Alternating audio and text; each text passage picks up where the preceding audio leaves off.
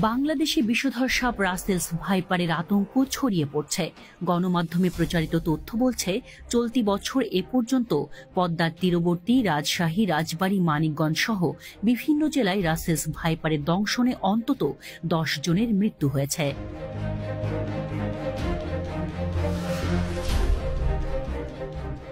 Russell's viper ভারতীয় উপমহাদেশের 4টি বড় সাপের একটি।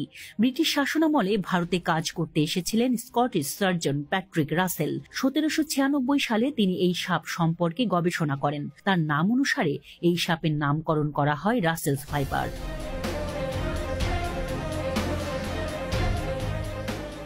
বহু আগে থেকেই বাংলাদেশে অস্তিত্ব ছিল রাসেলস ভাইপারের। দেশের বিভিন্ন এলাকায় সাপটি চন্দ্রবোরা বা উলুবোরা নামে পরিচিত। দেখতে অনেকটাই অজগরের বাচ্চার মতো। এটি একটি ভয়ঙ্কর বিষধর সাপ।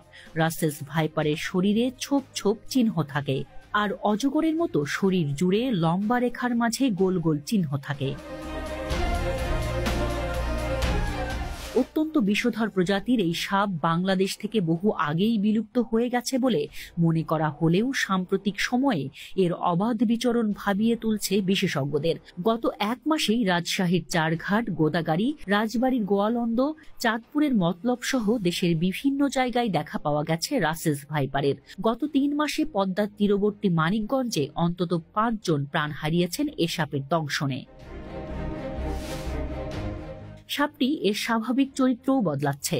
ঘন ঝোপ ও পরিত্যক্ত জমি অপেক্ষাকৃত কমে গেছে, তাই রাসেলস ভাইপার এখন কৃষি জমিতেই থাকে। সাপ সাধারণত মানুষকে এড়িয়ে চলার চেষ্টা করে, কিন্তু রাসেলস ভাইপার সাপের স্বভাব একেবারেই উল্টো। সচরাচর মানুষ দেখলে পালিয়ে যায় না, নিজেদের বিপন্ন মনে করলে হঠাৎই আক্রমণ করে বসে।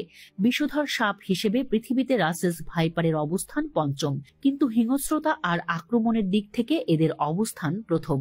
আক্রমণের ক্ষেত্রে এই সাপ কতটা ক্ষিপ্র! 1 সেকেন্ডের 16 ভাগের 1 ভাগ সময়ের ভেতরে কামড়ের সম্পূর্ণ প্রক্রিয়া সম্পন্ন করতে পারে। বিশেষজ্ঞদের মতে সাপটি এখন পানিতে চলতে পারে বলে বর্ষাকালে কচুরিপানার সঙ্গে বহু দূর পর্যন্ত ভেসে জায়গা বদল করতে পারে। চট্টগ্রামের ভেনম রিসার্চ সেন্টার তাদের ওয়েবসাইটে জানিয়েছে, শুধু বাংলাদেশ নয়, ভীষণ রকমের বিষাক্ত রাসেলস ভাইপার আছে ভারত, ভুটান, থাইল্যান্ড, কম্বোডিয়া, চীন ও মিয়ানমারে। এ সাপ সাধারণত ঘাস, ঝোপ, বন, ম্যানগ্রোভ ও ফসলের খেতে বাস করে। যেহেতু ডিম না দিয়ে সন্তান প্রসব করে, ফলে সাপের বাচ্চাদের বেঁচে থাকার সম্ভাবনা বেশি থাকে।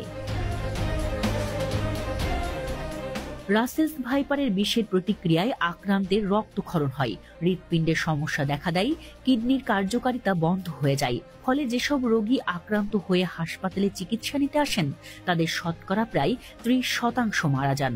অন্যান্য সাপে কাটা রোগীদের তুলনায় রাসেলস ভাইপারের দংশনে মৃত্যুর হারও বেশি।